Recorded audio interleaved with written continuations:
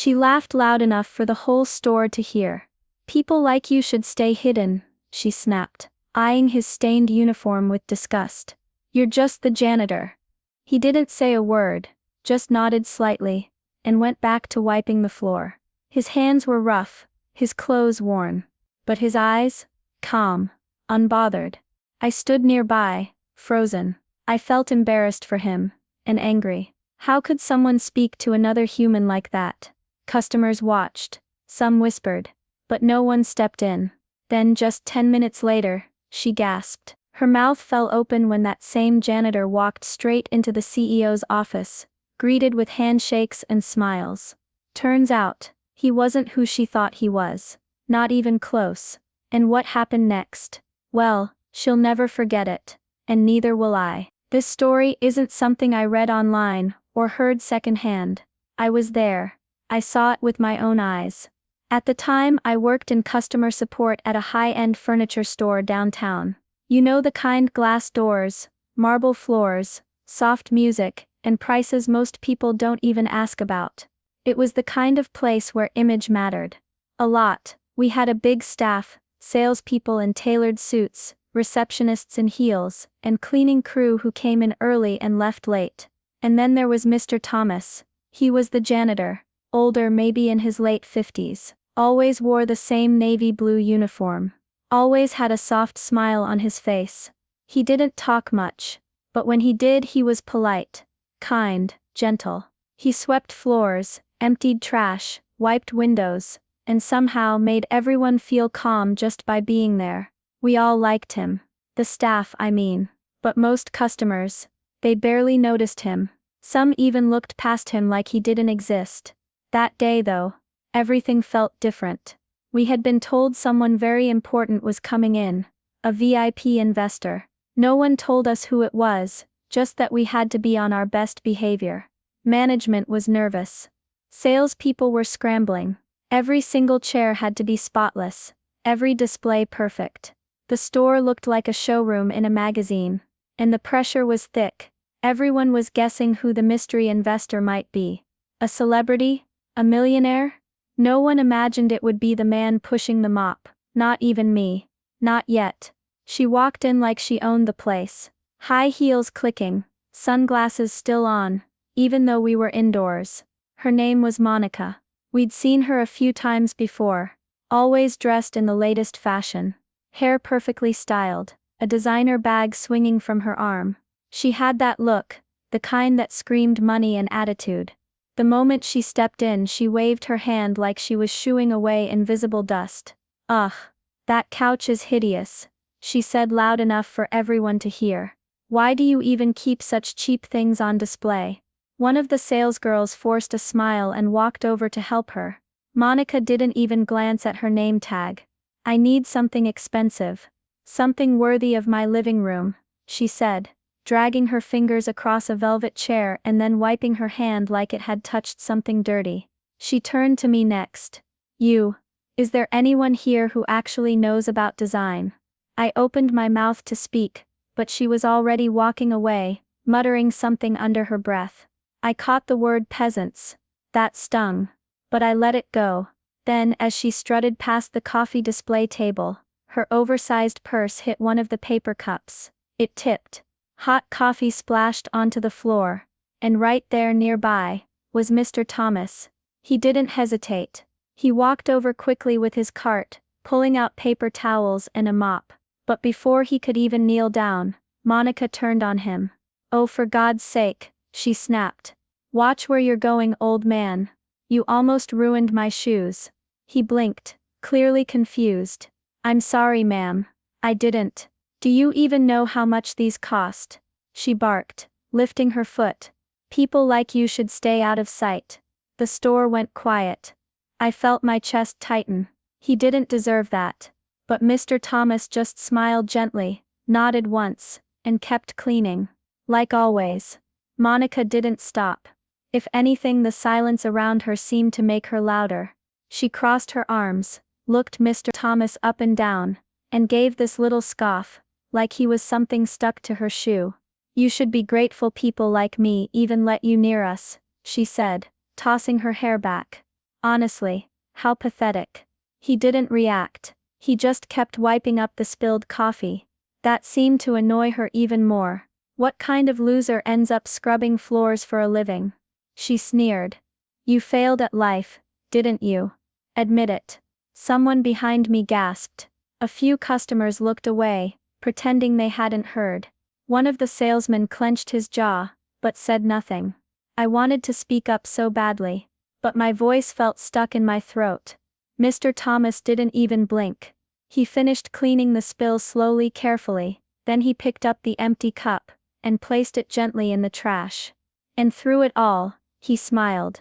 Not a sarcastic smile. Not fake, just soft, peaceful. Like her words didn't touch him at all. That only made Monica angrier.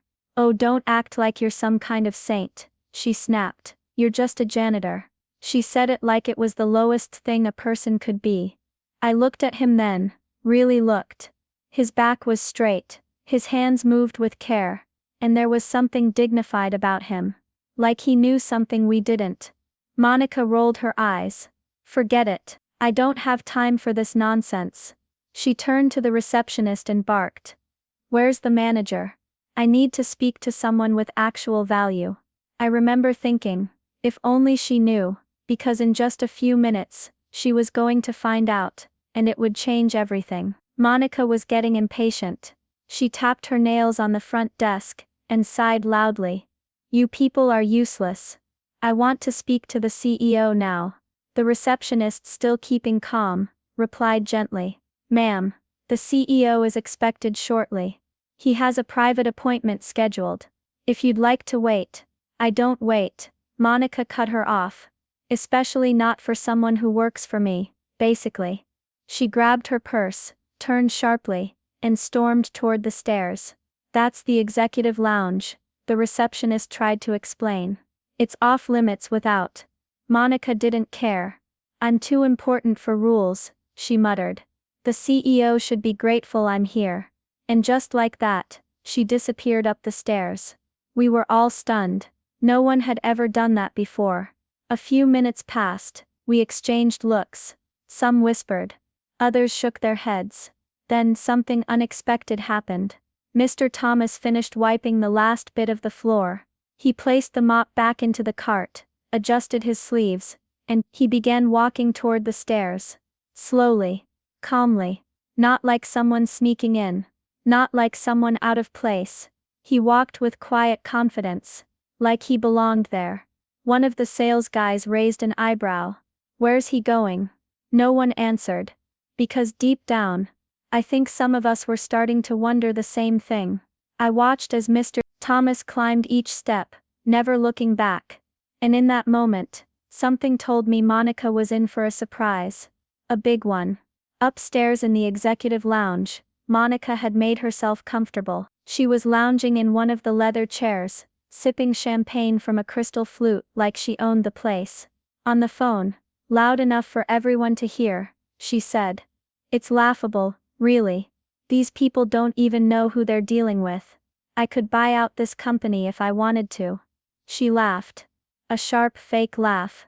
Then the door opened. And in walked Mr. Thomas. Still quiet, still calm. But this time, without his cleaning cart. Monica turned her head, rolled her eyes. Oh my God, you again, she said, standing up. Did you follow me up here?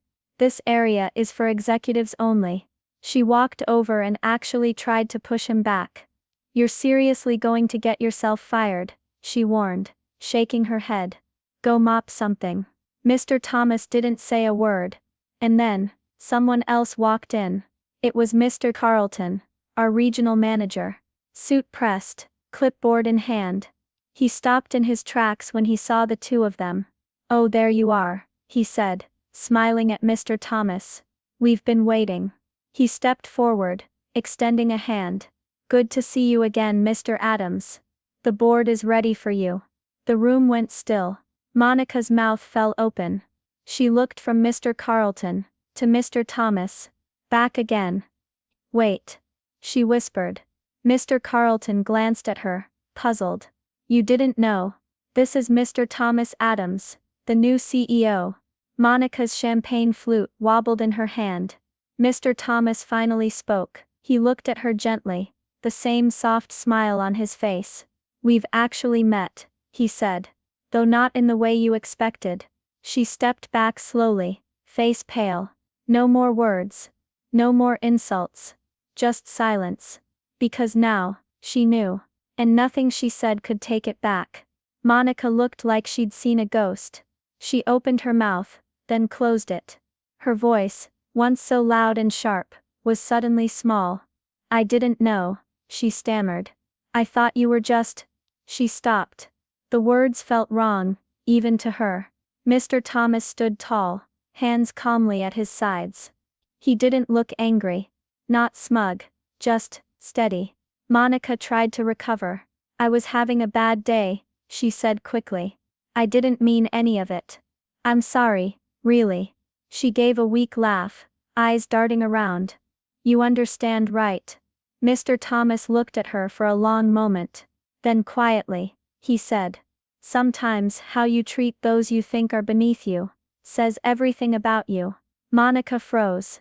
No yelling. No revenge. Just truth. He nodded politely, then turned and walked away. No more words. He didn't need to say anything else. A few moments later, security approached her. Not harsh, not rude. Just firm. "Ma'am, we're going to have to ask you to leave," one of them said softly. "But I said sorry," she whispered, her voice cracking. They didn't argue. Just waited. She glanced around the room, hoping someone would defend her. No one did. Slowly, she gathered her things and walked out. Head down. Shoulders slumped. No more swagger, no more insults. Just silence. That was the last time I saw her. Mr. Thomas, Mr. Adams, never mentioned her again. He didn't need to. Because everyone who saw what happened that day, remembered. Not because of her shame, but because of his grace. It wasn't until days later that we found out the full story. Whispers turned into conversations. Conversations turned into quiet gasps. Mr. Thomas wasn't just the new CEO. He was the founder's son. His full name, Thomas Jonathan Adams. He'd spent years abroad, learning business the hard way. Not just from books or boardrooms, but by doing real work. He didn't want to inherit power blindly. So when his father retired, and passed him the company, he made a choice. Before he stepped into the office as CEO, he came back quietly. As a janitor. To see the truth. To see how people treated those they believed had nothing to offer them. No money. No status. No power. He wanted to know something simple, yet so rare, who truly respected others just because it was the right thing to do. Not because they expected anything in return. Not because they thought it would benefit them. But because kindness and respect should be given to everyone, no matter who they are. And in that moment, everything suddenly made sense. Why Mr. Thomas was so calm, even in the middle of chaos. Why he was always so kind, even to strangers. Why he watched so carefully, not just with his eyes, but with his heart. He wasn't just someone quietly cleaning the floors. He was quietly watching people's hearts. He was paying attention to the small things, how someone spoke to a janitor, or if they noticed the person holding the door open. He was learning about who people really were beneath their fancy clothes and sharp words. And then there was Monica. She didn't hide her true colors. She looked down on Mr. Thomas, the moment she saw him in his simple uniform. She laughed at him, mocked him, and thought he was beneath her. But that moment revealed more about Monica than she ever intended. She gave herself away the second she looked at someone she believed didn't matter. And here's the twist. That someone mattered more than she could have ever imagined. After all that happened, something shifted in the store. Not because we were scared or nervous. No, it was different. We'd all witnessed something powerful, something we couldn't forget. Mr. Thomas never bragged about what had happened. He never brought it up, or made a scene, but we noticed the little things. How his eyes softened when he talked to certain employees. How he took time to listen. How some people seemed to glow with a quiet confidence when he was around. Those were the employees who had treated him kindly from the start, before they knew who he really was. And those same people, they became the ones he chose to mentor. He helped them grow.